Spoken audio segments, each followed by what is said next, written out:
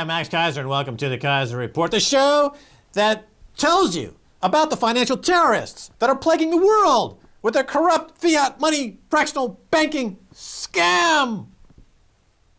Stacy Herbert. Max, first headline, America's most dangerous banker. Yes, this is a headline from Simon Johnson, the former chief economist for the IMF, and he's now on Huffington Post telling people Jamie Dimon is the most dangerous banker in America because he was interviewed by the New York Times, and he was saying that JP Morgan should actually be bigger. Yes, bigger. And give some numbers here, because the numbers are interesting. Talk about the numbers. JP Morgan has $2 trillion in assets, and that is compared to Lehman Brothers, which had $600 billion when it collapsed and took down the global financial system. Right. And JP Morgan also has $93 trillion in derivatives. Yes. So let's round that off to $100 trillion. That means they've got $2 trillion on the books and $100 trillion in derivatives. That means that they've got 2% on the books to cover their liabilities. Right? That's correct. That means that if the derivatives, value of those derivatives drops fractionally, the balance sheet of JP Morgan is wiped out. JP Morgan is also owned in part by the Fed. The Fed owns JP Morgan, and JP Morgan owns the Fed. That's part of the U.S. banking cartel. If JP Morgan goes out of business or has a problem, they go to the Fed for a bailout. They give the Fed their garbage, literally garbage. They give, Jamie Dimon gives Ben Bernanke his dirty underwear. And Ben Bernanke gives Jamie Dimon a few billion fresh T-bills. Or there's dirty diapers from his kids, and Ben Bernanke will give him a few $1 billion in T-bills. And if they don't, then Jamie Dimon says we're going to crash the U.S. economy and the global economy by not rolling over this junk diaper debt collateralized by baby poop, and your entire global economy goes to into the swamp. Right? So that's what a financial terrorist does. They threaten to blow up the economy. Now, why is Jamie Dimon not in Guantanamo Bay right now being violated by Blackwater or Z or whomever is down there, walking on broken glass, eating broken glass? Why? Why is he allowed to roam free? Why is there a double standard? Why do people at airports have to have people from the TSA stick their hands up their swing up to their elbow, and then Jamie Dimon's walking around free as a bird? I don't get it. He's the terrorist. Well, he's in the news as well because JP Morgan's derivatives book, a lot of it is in silver. They have a massive short position in silver. So, the San Francisco Chronicle asked JP Morgan getting squeezed in silver market. So they have noticed this, and they're asking the question of whether or not they are actually being squeezed. And part of it is, JP Morgan, and it has merged in the last week, has bought up like a huge percentage of the London metals market of copper. So are they hedging themselves against a potential collapse in their silver position? Absolutely. In other words, I was a broker, I was a money manager. If you've got a huge loss, potential unrealized loss, you're trying to inch your way out of it by putting on what are guaranteed trades. If you monopolize the copper market and they're buying something like 80% of all the available copper, you know that those are incremental gains going forward because you own the copper market. Again, Jamie Dimon saying we need to be even bigger. To do what? Monopolize every commodity in the world and to jack up the price 500% so you can go sail around on your yacht with Osama, whomever you hang out with, you freaking terrorist? Also involved in the alleged market manipulation of silver is HSBC. And together, JP Morgan and HSBC are in the next two headlines. JP Morgan sued for $6.4 billion over Madoff fraud by liquidating trustee.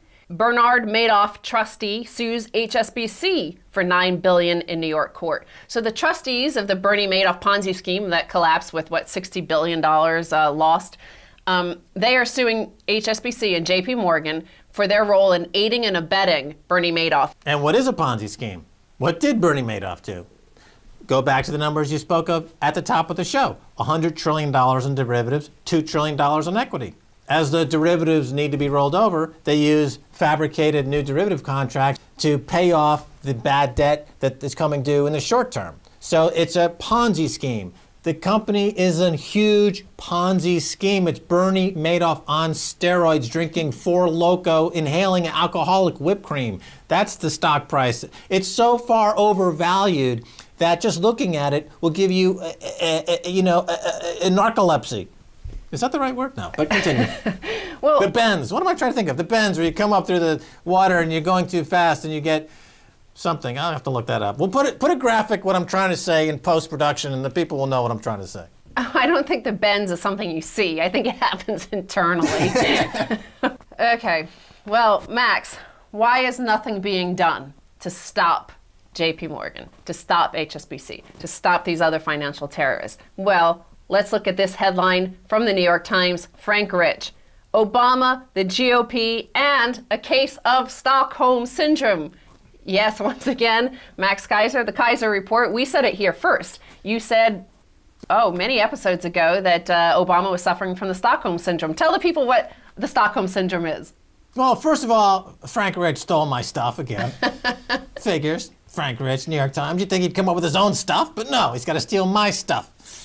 Anyway, yeah, Stockholm Syndrome. It's pretty well known. I mean, you fall in love with your captor, the famous example being Patty Hearst of the Sudanese Liberation Army out there in those photos robbing the bank, because she had fallen in love with her captor. So the point being that in America, people will say, gee, I'm not sure I should buy silver and take down JP Morgan. I mean, after all, they're my prison guard. I mean, I might be let free out of this prison, this paper prison, and then I would know what freedom tastes like, and that scares me. So I want to remain a subject of Jamie Dimon's monarchy, and please, sir, can I have some more gruel? Well, they say that this is the reason why they're not doing anything to stop these bankers. Now, speaking of dangerous bankers, though, Max. Yeah. I have this little video of Ben Bernanke on 60 Minutes. We could raise interest rates in 15 minutes if we have to. So there really is no problem with raising rates, tightening monetary policy, slowing the economy, reducing inflation at the appropriate time. Now, that time is not now. You have what degree of confidence in your ability to control this? 100%. Do you anticipate a scenario in which you would commit to more than $600 billion? Oh, it's certainly possible. Well, Ben Bernanke is completely wrong. You can't just raise interest rates in 15 minutes without totally throwing the housing market under the bus and crashing even more than it's already crashing. And this is what academics do, like Ben Bernanke. They talk about deflation. Remember, they were educated at Ivy League schools that are endowed by the top 1%, the oligarchs in America. He goes on TV and talks about deflation and therefore floods the market with cash and credit, which goes through the banking system. It goes through companies like JP Morgan, who then put it into the accounts of their privileged 1% clients who buy commodities and assets and stocks and bonds. Those things are going up. But meanwhile, so is food and energy. So for everybody else, like the bottom 99%, they're seeing the cost of their food and energy go up, but they're also seeing their wages and their savings returns go down because all that money is debasing the purchasing power of the currency. So it's by design. Bernanke talks about deflation has two effects. Number one, impoverish the bottom 99% with low interest on savings and low wages, while simultaneously enriching the top 1% by boosting artificially the price of assets. Meanwhile, if you're in the bottom 99%, you've got low wages, and you've got stagflation, and you've got rising food and energy. This guy is kind of the capo de capo, Ben Bernanke. How about if we just get rid of Ben Bernanke and let the market function on its own without this intermediary coming in there and setting the dials and adjusting levels that is completely anathema to the concept of free market capitalism to begin with? Well, he said that he was 100% certain that he could control this very easily. Now I'm going to show you, like Pinocchio, that he wasn't lying. And this is the silver chart. Silver is going mad tonight. This is as he was speaking, literally as this 60 Minutes video ended. Silver went bonkers.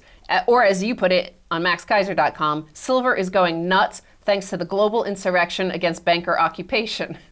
It's the silver vigilantes. They are imposing justice where Bernanke is doing none. We used to have the bond vigilantes, but now they've been basically co-opted by the folks at the IMF and the World Bank that are now attacking Ireland and Greece and Hungary, and they're going in there and they're using the bond market as part of their coordinated financial terrorism scheme. So we can't rely on the bonds anymore, the bond vigilantes as they were once known, to restore economic justice. We have to bring in the silver and gold vigilantes, and then now they are in charge, and every time Bernanke speaks, they mark the price higher. Well, there is also the other global currency for the last 5,000 years is gold, of course, and that is also in the headlines. Gold demand, huge buying from China. So Wait a minute. I told China on this show. I told them 18 months ago that the only way they could be players is if they increase their supply of gold. Now, what? Does anyone not watch this show? I mean, you got Medvedev holding up that gold coin at one of the G20 meetings after watching the show. You got China increasing their gold supplies after watching this show. Iran too. well, let's put this into context for people because you're just shouting right now. Am I overreaching? You're overreaching. But let's talk about the numbers here. China imported 209.7 metric tons of gold in the first 10 months of this year of 2010. That is a 5-fold increase over the previous year. Now, one of the famous names involved in these CFTC hearings that we covered a few months ago of the silver market manipulation, the guy who says it can't happen, that all this manipulation is benign, Jeff Christian, managing director of CPM Group, he says, quote, everybody in the gold market knew there was a surge in investment demand, but they didn't know it was China. Like he was saying, how surprising, we had no idea that China would buy any gold. And except if you watch the show, which we report on it every week for months, that this is exactly what's going on. These guys live in a place called Stupidville. Never heard of that town. It's a place called Stupidville, and they get paid to be stupid. Like Ben Bernanke is a paid moron. He's paid to be a jackass. I mean, let's be honest about it. He's a jackass. And he's paid to be a jackass. He goes in front of Congress and says nonsensical things to make his benefactors, the top 1%, cash in royally as he floods the market with cash that never gets to the wage earners or the pension retirees. Okay? Ben Bernanke, do yourself and everyone a favor. Retire. Well, that's my final comment here is China is hedging themselves, just as JP Morgan is hedging themselves against their disastrous investment of the massive short in silver. China's protecting themselves against their disastrous investment in the U.S. Treasury bill and mortgage market by buying gold. All right, Stacy Herbert, thanks again for being on the Keiser Report. Thank you, Max. When we come back, we're going to Greece to talk with somebody who's actually taking on these financial terrorists. Don't go away.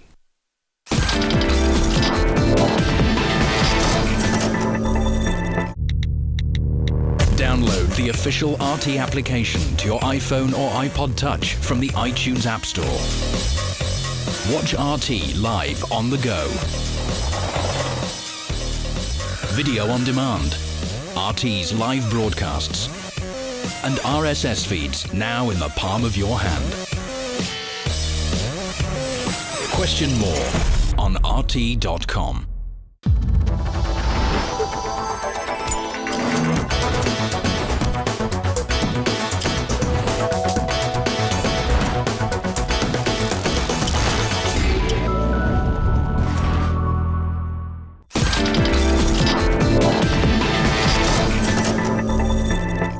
Welcome back to the Keiser Report. I came across a website a few weeks ago, absolute must viewing. It's called stoppspeculators.gr, as in Greece. Time now to go to Athens, Greece, to talk with Dr. Kyriakos Tobras of stoppspeculators.gr. Dr. Kyriakos, welcome to the Keiser Report. Hello, how are you? Very good. Doctor, tell us about your campaign, stoppspeculators.gr. This campaign started on April of 2010, this year. After we start experiencing here in Greece what was the result of the speculation on our government bonds, pushing the spreads of our government bonds in very, very, very high figures.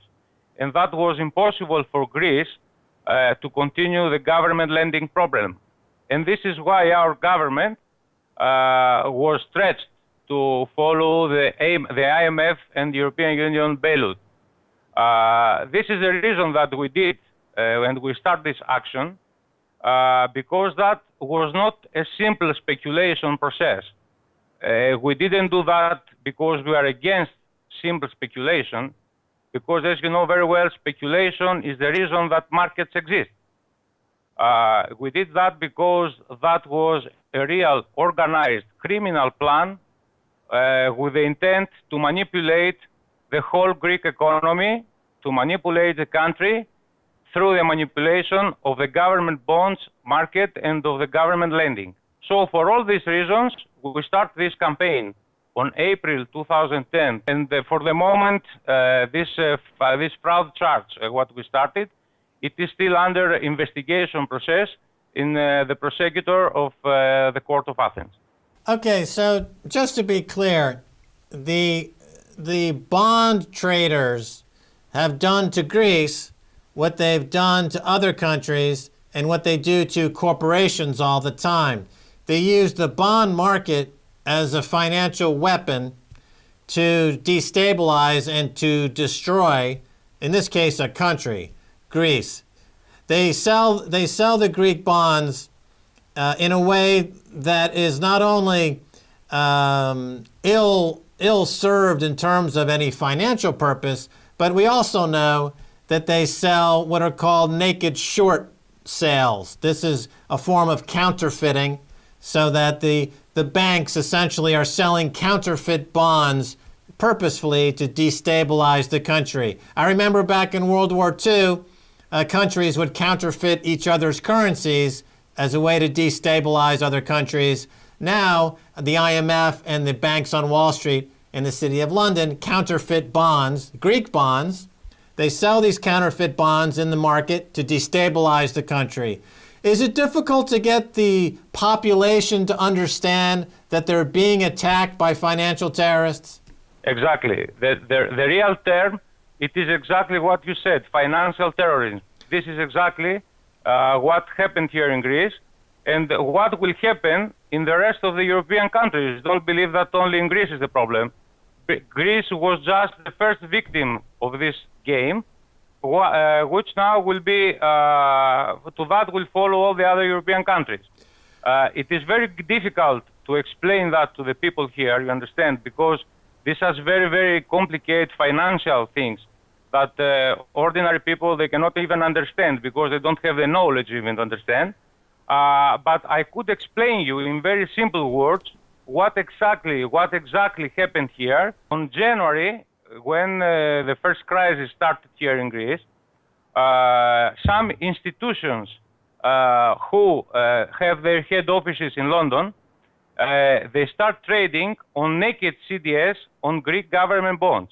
In the same time that they were trading on naked CDS with the result to increase the spreads of our bonds, in the same time they was doing a very, very dirty game with the short selling of the government bonds here in Greece. That means they did both the things together and in the same time. From one side, they was trading with naked CDS, increasing the spreads of our bonds, and from the other side, they was creating an artificial offer of bonds in the international market with the short selling of the existing bonds of the market. What was the result? That until January 2010, the short sellers, they was obliged by the Greek law to close positions in 3 days. And if they didn't close position in 3 days, they start paying penalties on that. This term was brought from 3 days to 10 days. And these speculators were facilitated by the Central Bank of Greece to keep position open for 10 days and for more than 10 days and without to pay any penalty about that. What was the result? The result was that after 1 month, every day there were naked CDS to increase our spreads and a lot of bonds offered in the international markets because of the short selling of our bonds. That brought the result to create an artificial offer of Greek bonds without a demand to be with the capacity to absorb all this artificial offer, with the result that the government, when arrived in the point to make auctions for the new bonds, to don't find any buyer for that. what is the criminal side of the topic? The criminal side is that the same persons, the same institutions, and the same funds who were and they are still prime dealers of the Greek government bonds. That means that they have contracts with the Greek government for the promotion of the Greek bonds in the international markets. The same persons and the same institutions, in the same time, they were the issuers of the naked CDS, and they were the same persons who they were short selling the Greek bonds in the international market. This is the point of the situations, and this is why we say that all that was a criminal plan, well organized and internationally supported, because these people, they could never do that in the international markets if the Standard & Poor's, the Moody's, and the Fitch, they were not helping them with the reports that they were publishing every day in this period of these 4 months, claiming that Greece is going in the bankruptcy. Every day the Greek bankruptcy was the first news on the international news all around the world. This helped and facilitated this game because they found how to do that, supporting that with wrong information. What happened here in Greece? Don't think that is different from what is happening to the other countries of the European Union. That means the debt crisis that we have in Greece today and the deficit crisis that our economies have is not something that regards only Greece. This is a global problem, and this regards all European countries. All European economies have the same problem. The point it is that they start doing this game here because the market is very small and it was very easy to manipulate this market. And after they manipulate this market, they used Greece like experiment. They create the formula on how to manipulate the rest of the European markets. And now you see that after 3-4 months, they start making the same game in Ireland, but with different actions, because Irish problem is different than the Greek problem, but the concept is the same. How they manipulate the Greek market, now in the same way, the same persons, the same institutions, the same banks, they are manipulating the Irish market, and then they will do that with Portugal, then with Spain, and then with Italy. This is the game. The game is global, and it regards all of us. This is not just a Greek problem limited to the Greek economy or to the Greek population, to the Greek citizens, or to the Greek taxpayers. All the European taxpayers will pay the crisis, because the crisis is not of the system, is not of the economies, the crisis is of the banks, because they manage in a very, very bad way their assets. And now all of us in the European Union, all the citizens and the taxpayers, we are called to pay the crisis of the banks. Okay, Dr. Tobras, I hope everyone in Greece replays and watches what you just said for the previous few minutes, because it is quite a well-articulated encapsulation of exactly what's been going on in Greece and around Europe. Now, let me just fill in some of the terms here. For CDS or naked CDS, you're talking about a credit default swap, which is an invention of Blythe Masters over there at JP Morgan, a known financial terrorist.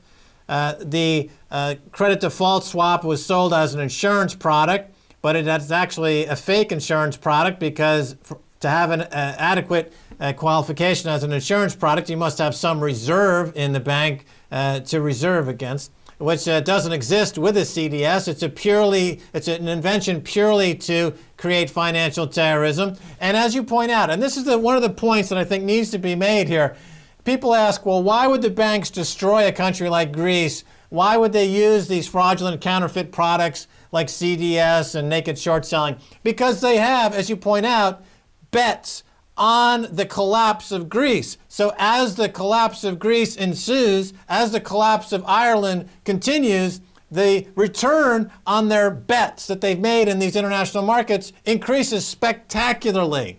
CDS is fake insurance. The people need to understand that, because to have an insurance product, you need an insurance company to issue an insurance contract. And I ask you, Did you ever saw any CDS contract? What is the form that it has? It is a form of a legal insurance policy. No. This is the main reason why CDS is not insurance. This is first thing. A second thing, let's go to see who are the issuers of the CDS.